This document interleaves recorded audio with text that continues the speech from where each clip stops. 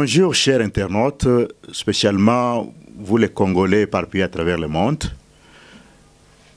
Ici c'est Noah Benadam Mbouye, présentateur de Congo Paradis, basé en Afrique du Sud. Nous avons un réel plaisir d'accueillir sur ce plateau M. Bruno Katumpa, qui est le leader de l'organisation de la société civile appelée Mouvement Congo Paradis, qui n'est plus une organisation à présenter, et lui-même n'est plus à présenter. Nous allons parler vraiment du développement politique chez nous, au Congo, RDC, et de l'avenir de M. Bruno Katumpa et MCP dans ce développement politique congolais. Bonjour, M. Bruno Katumpa. Bonjour, M. Mbouye. Vous êtes très actif, on vous connaît très bien, vous êtes dans MCP, Mouvement Congo Paradis. On voit aussi dans Kassai Promotion International, qui est une organisation kassaïenne, que vous dirigez toujours. Et puis on vous a vu dans l'ensemble pour les changements de Moïse Katumbi. Et après les élections, on vous a vu dans la délégation sud-africaine à l'investiture du président Félix Tshisekedi. Et puis aussi avec Sans Rival et d'autres médias là-bas dans la capitale congolaise. Et puis, il y a un grand développement, la coalition Cash FCC pour le nouveau gouvernement. Où est-ce que vous vous retrouvez en tout ça? Vraiment, où est-ce que je me retrouve?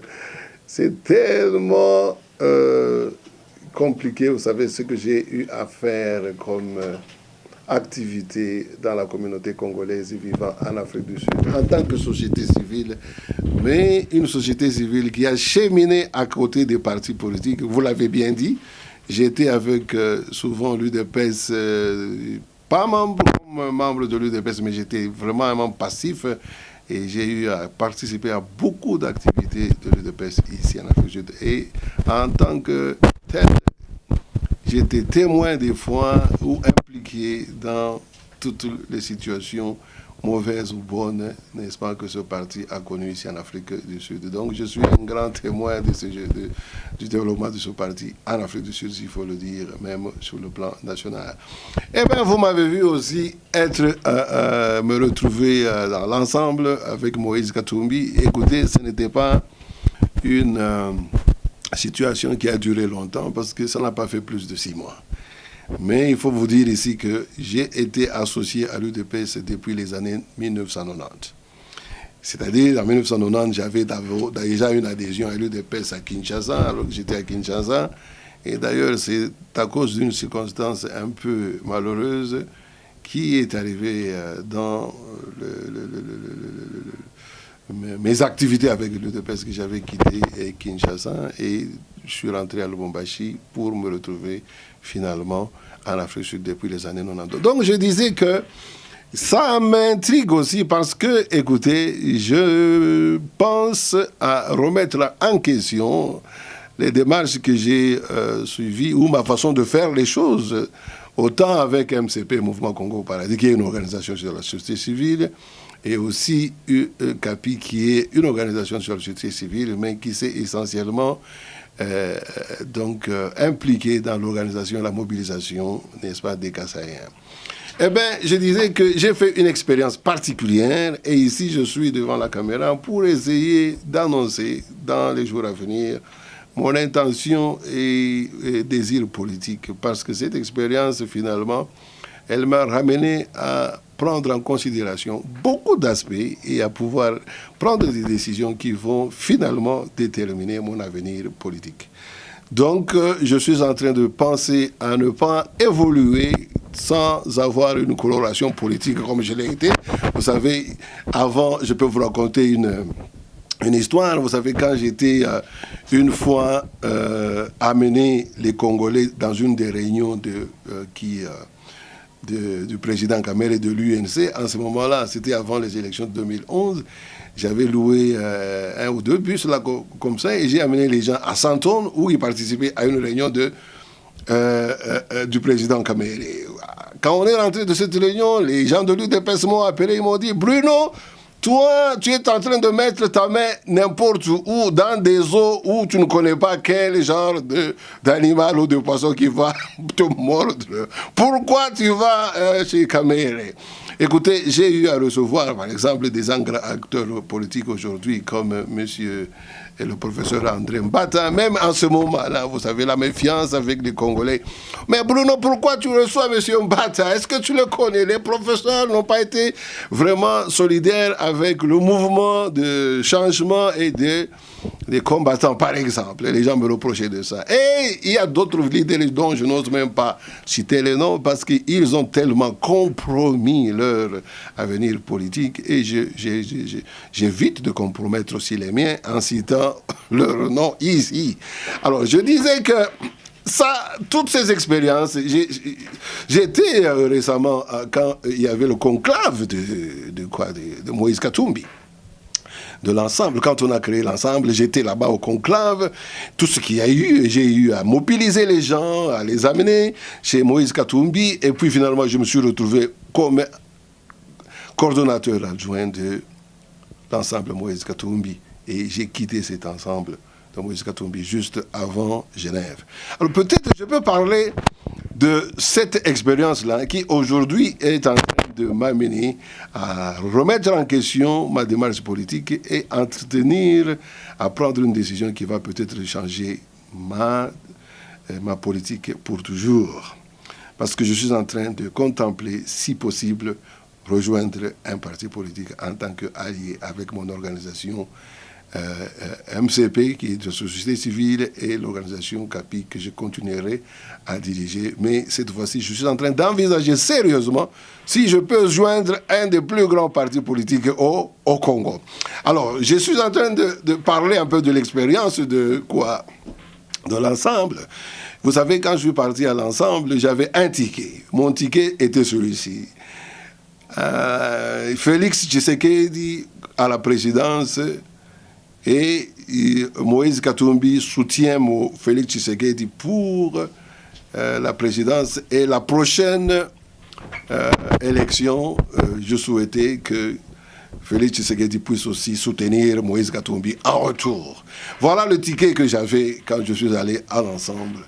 Mais je pense que cette politique-là n'a pas bien payé, parce qu'immédiatement, quand je suis allé à l'ensemble, quelques mois après, je me suis rendu compte que cette alliance entre Moïse Katumbi et Félix Tshisekedi ne tenait pas, et qu'il n'y avait pas de sincérité et d'honnêteté quelque part les uns les autres. Donc c'était une histoire qui n'allait pas tenir longtemps. C'est cette sonnette d'alarme qui m'avait fait partir de l'ensemble. Donc pour conclure en disant que, bon, bien que je suis parti à l'ensemble, mais je soutenais Félix Tshisekedi parce que je croyais que Moïse Katumbi avait vraiment la bonne foi de soutenir aussi Félix Tshisekedi comme candidat. Vous savez qu'il était le président du Rassemblement, n'est-ce pas? Et qu'il est envisagé de se présenter aux élections, n'est-ce pas? Alors j'ai eu des conversations avec les membres, des gens qui étaient autour de Moïse Katumbi, et c'est comme ça que je suis parti tout à fait naïvement soutenir Félix Tshisekedi, mais en allant dans l'ensemble, c'est qui est un peu une folie, c'est comme une bêtise. Mais écoutez, c'est grâce à ma perception des choses avec MCP que j'ai pu faire ça, parce que j'ai été capable d'être à côté des politiciens qui, des fois, n'étaient pas acceptés dans le mouvement de changement qui était mené en Afrique du Sud. Vous savez, à l'époque, il y avait les combattants et tout ça. Et les personnes comme les Moïse Katumbi n'étaient pas acceptées facilement dans ces forces de changement. Mais écoutez, l'alliance qu'il y a eu entre Moïse Katumbi et Etienne Tshisekedi, la création de rassemblement, avait blanchi pratiquement Moïse Katumbi. Et moi, j'avais trouvé que de la part de Moïse Katumbi, c'était une bonne chose qu'il ait vraiment reconnu le leadership d'Étienne Tshisekedi, alors vivant, et que après sa mort, qu'il ait continué à soutenir Félix. En tout cas, cela avait gagné mon cœur, cela avait gagné mon esprit, et je me disais, si Moïse Katumbi soutient ainsi Félix, s'il avait soutenu ainsi Étienne Tshisekedi, alors je peux soutenir la candidature de Félix Tshisekedi à la présidence, et après Félix Tshisekedi, la personne que je choisirais, c'était Moïse Katumbi. Voilà comment j'étais parti là-bas. Écoutez, cette aventure a fini comme elle est finie. Je suis parti de l'ensemble parce que j'ai constaté que, bon, cette alliance était morte. Bon, voilà, aujourd'hui, avec toutes ces expériences, vous savez, j'étais à Kinshasa pour célébrer l'investiture de Étienne Tshisekedi et de Félix Tshisekedi. Et en même temps, écoutez, pour constater que Félix Tshisekedi avait réussi, entre-temps, à avoir un terrain d'entente, un rapprochement politique que nous, dont on est en train de parler aujourd'hui, parce qu'aujourd'hui on parle de coalition. Eh bien, c'était quelque chose que moi j'envisageais et souhaitais depuis de longues années, selon l'idéologie de MCP et le mouvement Congo Paradis. Parce que selon cette idéologie, il fallait que les Congolais se fassent violence, n'est-ce pas, pour constater qu'ils avaient un ennemi commun.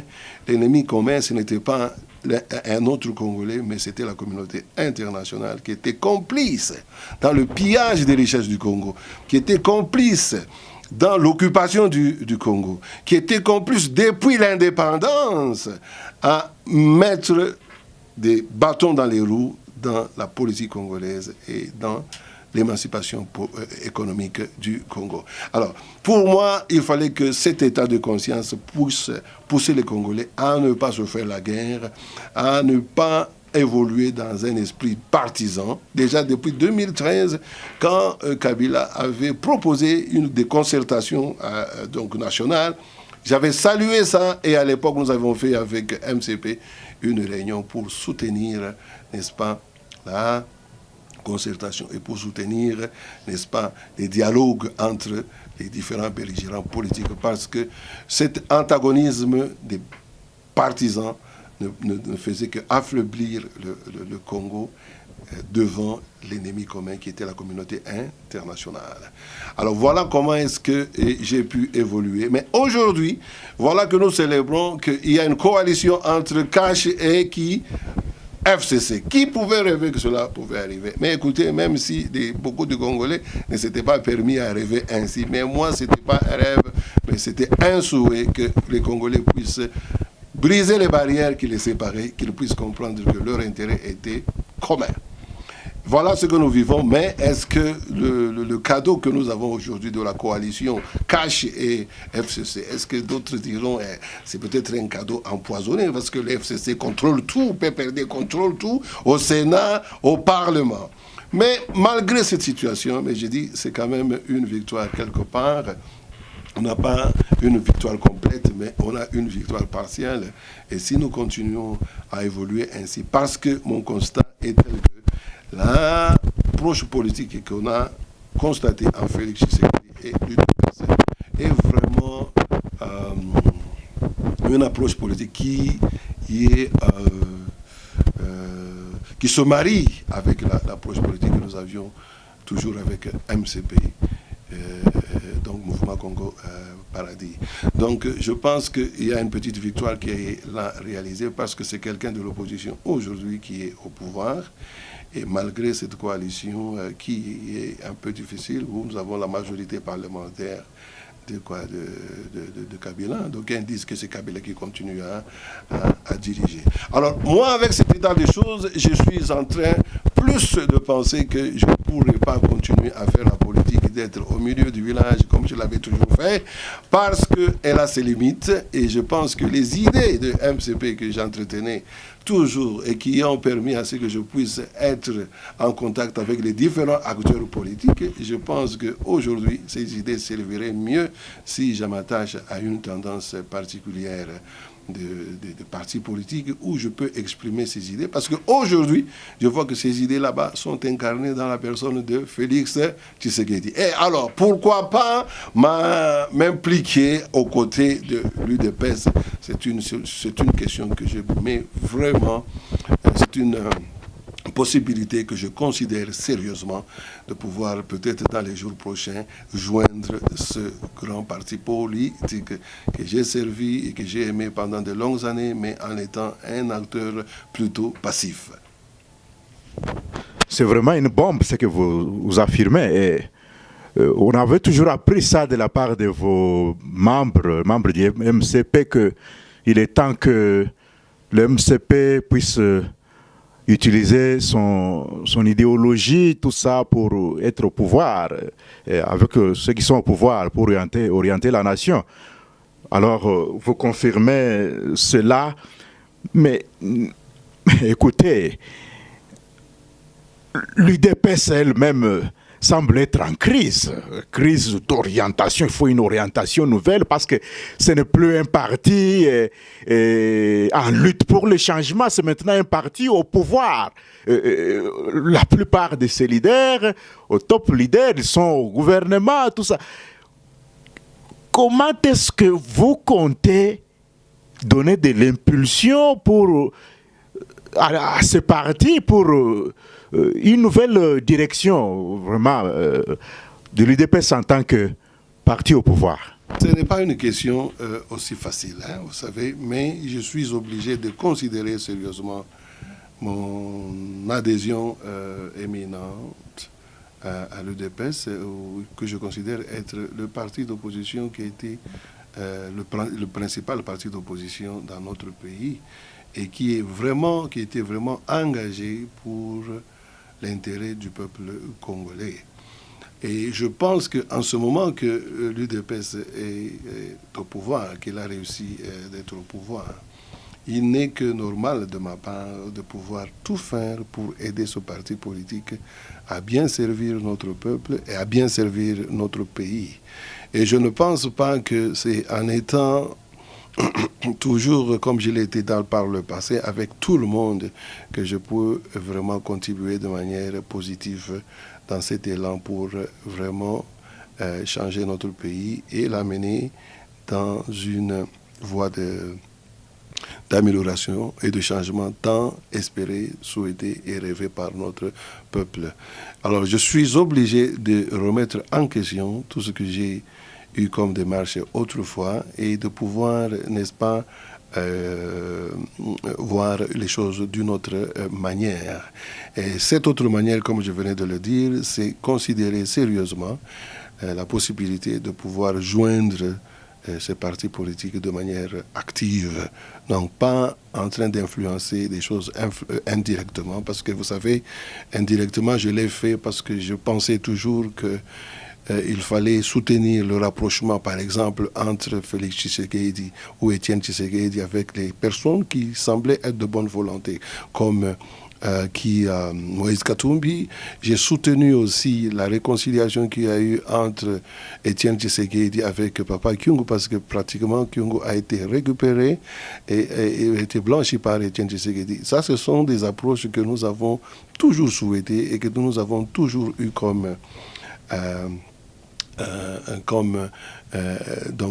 valeur centrale dans l'idéologie de MCP, qui prône la réconciliation, qui prône la réconciliation non seulement entre les acteurs politiques, mais qui prône la réconciliation dans différentes formes et dans une dimension un peu plus élevée. Par exemple, une réconciliation aussi avec notre histoire du Congo. Parce que sans se réconcilier avec notre histoire donc particulière du Congo, il n'y a pas moyen vraiment de se libérer et de jouir réellement de notre indépendance. Parce que vous savez, les mêmes erreurs, les mêmes causes peuvent produire les mêmes conséquences. Donc pour se sauver, se libérer, alors il faut vraiment se réconcilier avec cette histoire. Il faut vraiment prendre conscience des erreurs du passé et faire un effort de ne pas rentrer dans ces erreurs du passé pour ne pas compromettre l'avenir de notre pays. C'est pourquoi je pensais que le consensus que l'opposition semblait avoir, par exemple, avant d'aller à Genève, c'était vraiment quelque chose de souhaité pour nous en tant que MCP. C'est pourquoi on ne pouvait pas éviter de se faire violence pour accepter, soutenir des acteurs politiques qui même des fois n'avaient pas tous les crédits aux yeux de la population. Eh bien, on ne regrette pas de l'avoir fait. Mais après cette expérience si riche, je reviens encore, je trouve que les erreurs constatées ainsi peuvent aujourd'hui corriger notre démarche et lui donner une autre orientation et direction qui peut au mieux contribuer, n'est-ce pas, à l'élan du changement chez nous. Parce que vous savez, pour moi, je dois encore répéter ici, je célèbre vraiment l'avènement de Félix Tshisekedi au pouvoir. Et je n'avais pas hésité en son temps, quand nous étions encore dans cette crise en Afrique du Sud, où il y avait dans l'UDPS cette crise de succession, où les gens ne voulaient pas de Félix Tshisekedi. Écoutez, en ce temps-là, moi j'ai dû me solidariser avec la base à l'UDPS Afrique du Sud pour soutenir Félix Tshisekedi. Pourquoi pas? Parce que selon nous, on se disait qu'il n'avait pas à être écarté dans cette course de succession en tant que président prochain de l'UDPS, juste parce qu'il était le fils de son père. Ce n'était pas juste, et même pour aller loin, pour donc accepter que Félix soit écarté de la course juste parce que, écoutez, l'UDPS, apparemment pour certains, c'était un parti à majorité kassaïen et que Tshisekedi était un kassaïen, Félix était un kassaïen. On ne devait pas accepter qu'un kassaïen continue à diriger l'UDPS. Eh bien, je n'étais pas d'accord avec ça. Je pensais qu'il fallait donner la chance aussi à Félix et j'ai pu être solidaire à Félix, même quand je suis entré à l'ensemble. C'était, comme je l'ai dit bien avant l'introduction, c'était sur le ticket Félix Moïse. Je pensais que Félix, étant d'une famille importante politique, il avait toutes les chances et il avait le choix du peuple pour être le premier candidat à la présidence avant qu'on puisse voir une alternance avec Moïse ou quelqu'un d'autre après son premier mandat politique. Voilà, je crois qu'en ce moment, avec l'avènement de Félix Tshisekedi, je me demande si je servirais mieux le pays en restant dans les démarches telles que vous m'aviez vu faire. Vous savez, on était à l'Otuli House où nous avons tout fait pour rassembler les différents partis politiques et aller revendiquer, n'est-ce pas, le changement pour le Congo, le soutien de l'ANC, le soutien de l'Afrique du Sud pour que le départ de Kabila. Maintenant, Kabila est parti. On ne peut pas continuer à rêver. Alors moi, j'ai décidé de joindre vraiment mon effort à pouvoir soutenir la politique actuelle, et je ne peux penser mieux le faire qu'en vraiment m'affichant de manière active à côté des forces politiques ainsi présentes sur la scène politique au pays. Donc, je répète, je considère sérieusement dans les jours qui viennent adhérer activement comme un membre actif d'un des partis politiques au Congo, le plus important. Pourquoi pas l'UDPS? Parce que je l'ai servi de manière passive pendant de longues années. Mais vous oubliez, si vous parlez de l'UDPS, vous oubliez que l'UDPS a toujours été allergique au régionalisme. Vous êtes en même temps leader de CAPI, Kassai Promotion International, alors que l'UDPS se bat pour la nation. À supposer que vous adhérez à l'UDPS, ne trouvez-vous pas que vous rendriez beaucoup de gens inconfortables là-dedans? Quel don a-t-il changé pour que vous puissiez être sûr que vous allez vraiment percer avec, dans vos deux qualités, double qualité, de président du MCP et puis de président de CAPI? Vous savez, c'est comme quelqu'un qui me posait la question si je me mettais à la place du président Félix ou je me mettais à la place du feu président Étienne Tshisekedi, s'il avait besoin d'aller faire une campagne pour se faire élire, n'est-ce pas, au Kasaï, comment est-ce qu'il répondrait?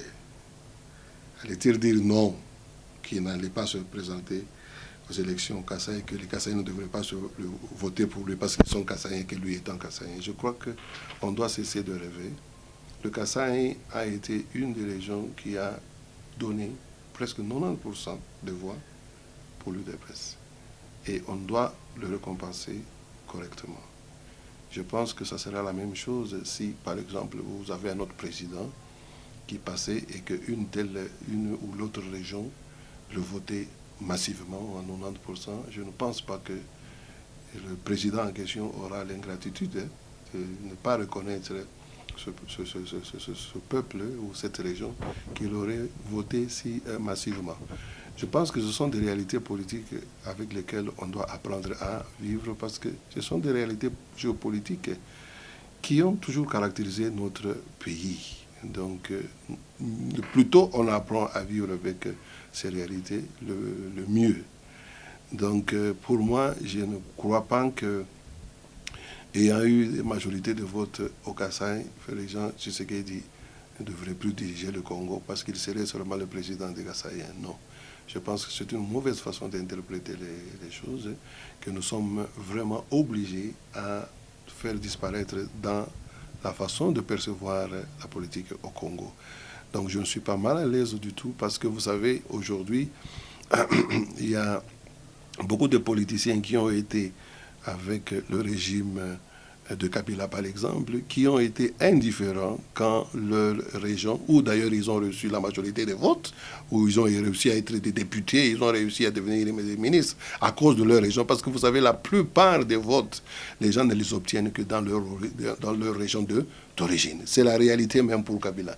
Pourquoi est-ce que Zoé est parti du côté de Maniema ou Kisangani? C'est parce que il se présume être un Muluba du Kisangani ou Maniema parce que ça du côté de leur mère. C'est pourquoi Zoé est parti là-bas.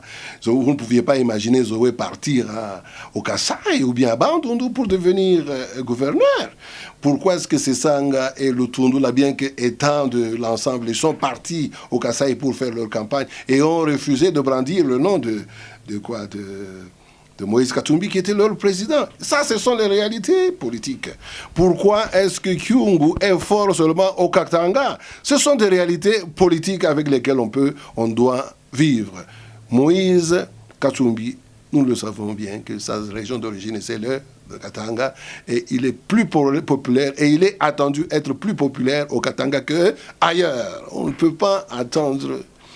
donc prouver une autre réalité. Voilà les réalités géopolitiques de notre pays. Mais il faut les mettre dans un contexte politique et les gérer de manière responsable pour avoir cette cohésion nationale et pour préserver le bien-être ou la cohabitation et l'intérêt national.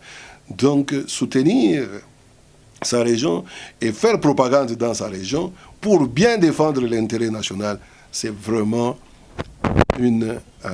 je peux dire, une capacité ou une qualité de nationaliste ou patriotique. Donc je ne suis pas mal à l'aise, contrairement à certains hypocrites de politiciens, même quand leur population qui les ont ainsi votés subissent des crimes, des violences horribles, des pillages, on leur pille, on leur enlève tout, ils ne peuvent rien dire parce qu'ils ont peur de perdre des positions politiques à Kinshasa. Je trouve que c'est une tragédie politique. Je trouve que c'est une honte. C'est une trahison par rapport aux gens qui vous ont voté et vous ont donné mandat d'aller les défendre à Kinshasa. Donc je pense que pour corriger ces erreurs, quelqu'un qui est voté au Katanga, par exemple, et que les Katangais subissent comme nous le savons aujourd'hui, les Chinois, ils pillent au Katanga, ils font travailler même les enfants dans les mines au Katanga pour s'enrichir et les pauvres Katangais restent là-bas pauvres pour toujours.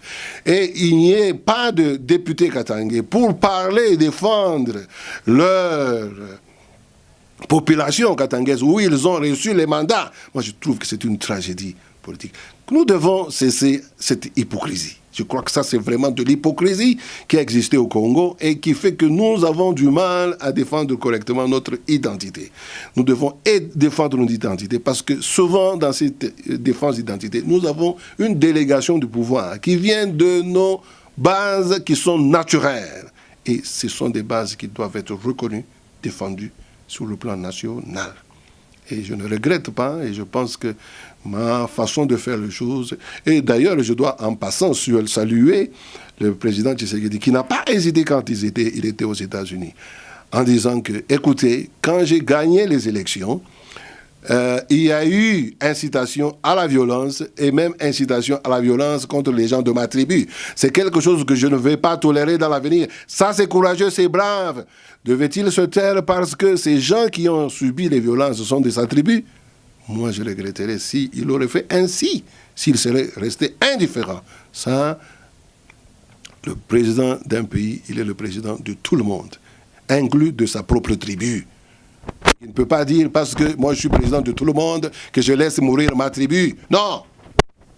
Parce que je veux être un papa, vous prenez l'exemple d'un papa qui a d'autres papas qui sont des voisins, vous dites non, vous allez donner à manger aux voisins, vous privez vos enfants parce que vous voulez montrer que vous êtes un bon papa.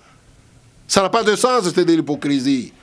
Donc, corrigeons cette hypocrisie, ce mensonge que souvent même la communauté internationale... Vous savez, à la base de la corruption, il y a aussi l'hypocrisie et la lâcheté. Donc, vraiment, il y a des gens éminents dans notre pays qui ont été au pouvoir pendant longtemps, mais qui ont accusé des faiblesses terribles comme cette lâcheté, cette hypocrisie, cette irresponsabilité devant des situations vraiment, comment je peux dire, amères, donc des situations catastrophiques ou désastreuses pour notre pays. Alors je disais que moi je veux joindre ma voix aux politiciens congolais pour, n'est-ce pas, soutenir ce renouvellement de l'homme politique congolais. Et je ne pense pas que c'est en étant avec tout le monde à la fois que je peux réussir à le faire. Je pense qu'en acceptant de me joindre aux vraies forces politiques chez nous, je peux arriver à faire passer ce message et à aider de manière valable et pratique notre pays. Nous tendons vers la fin de l'émission. La dernière question, c'est comment voyez-vous l'avenir de la coalition CASH FCC, à la lumière, bien sûr, de l'idéologie du MCP. Comment voyez-vous? Vous savez, moi, j'ai été parmi les personnes qui, peut-être, ne l'ont pas dit de manière publique et cérémoniale, que je saluais vraiment ce rapprochement des différentes forces politiques. Donc, j'ai été parmi ces gens-là qui, déjà, j'envisageais dans le cadre de MCP que nous devons vraiment intérioriser le concept de réconciliation avec nous-mêmes, avec notre histoire, pour corriger les erreurs du passé et ne pas revenir dans des erreurs qui sont à la base de la catastrophe ou du chaos qui existe chez nous, des politiciens qui s'entêtent et qui continuent à répéter les mêmes erreurs, c'est-à-dire donner la prééminence à la communauté internationale que donner la prééminence à s'entendre entre Congolais et à parler le même langage pour se sortir, n'est-ce pas, de ce gouffre dans lequel le pays se retrouve. Donc, pour moi, je veux le dire sans jambage, que pour ceux qui n'est-ce pas, souhaitent que cette coalition puisse mourir le plus tôt possible, eh bien, moi, je ne suis pas de ceux-là. Je veux soutenir cette coalition parce que je crois que c'est la meilleure chose qui soit arrivée à notre pays. Même si on a peur, ça, et c'est avec raison que les gens ont peur que Kabila il peut rentrer maintenant au pouvoir avec la majorité qu'il a au Parlement, la majorité qu'il a au Sénat. Eh bien, la majorité, c'est le peuple congolais. Et nous savons que si nous avons un peuple congolais dans sa majorité qui est conscient des enjeux, eh bien, comme on l'avait fait en 2015, on pourra empêcher une telle tentative, une telle dérive qui risque d'amener encore notre pays à la case de départ. Nous voulons que notre pays puisse émerger et, n'est-ce pas, se démarquer du passé. C'est pourquoi moi, je lance un appel, non seulement au peuple congolais, mais à tout politicien. Et d'ailleurs, je suis le premier à suivre cet appel là-bas, de pouvoir s'impliquer et à faire tout pour interpeller les gens de FCC et interpeller les gens de de l'UDPS, qu'ils doivent mettre au centre de leurs préoccupations l'intérêt de la population congolaise, du peuple congolais, que leur intérêt politicien. Donc, et pour, n'est-ce pas, soutenir cet appel, je veux m'impliquer personnellement et à partir des organisations que j'ai dirigées dans la scène politique pour, n'est-ce pas, interpeller le peuple congolais, le conscientiser, le mobiliser pour qu'il puisse, n'est-ce pas, sauvegarder cet acquis qui est vraiment important pour le bien-être du peuple congolais. Voilà un peu la conclusion que je peux donner pour aujourd'hui.